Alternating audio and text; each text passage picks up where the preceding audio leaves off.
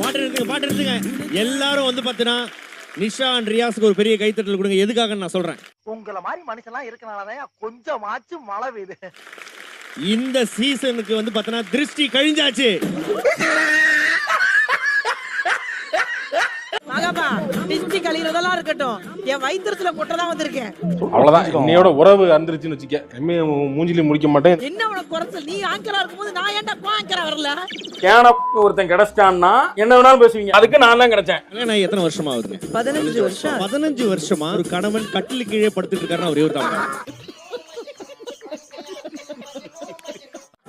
ஆமையா, அந்த ப்ரோக்ராம்ல தான் வச்சு செஞ்சீங்க. இந்த ப்ரோக்ராம் ரொம்ப நன்றி.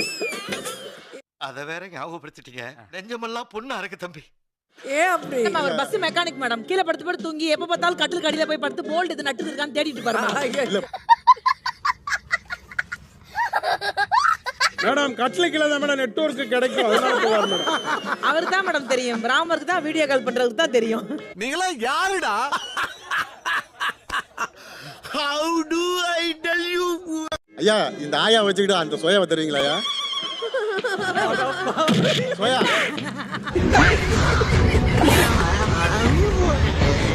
இல்ல எவ்வளவு ஒரு நிகழ்ச்சி, எல்லாரும் என்ட்ரி எப்படி கொடுத்துருக்காங்க, நைட்டி போட்டு அப்படியே வரிய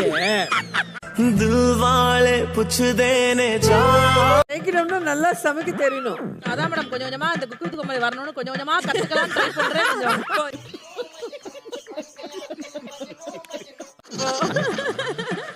ஏய் இங்க இரு, உன் புருஷன் கிரிக்கெட்ட பேசாம இருக்க சொல்லு. இதெல்லாம் நடக்குமா நினைச்சனே, நடந்துருச்சு. அறந்தாங்கில இருந்து நிஷா வந்திருக்காங்க. அவங்க ஊர்ல ஒரு தெரு இருக்காது. ஏன்னா நாய் கறி தானே வச்சிருக்காங்க அவங்க. நெக்கு சிரிப்பே வரல. மறக்காம சர்ப்ரைஸ் பண்ணுங்க.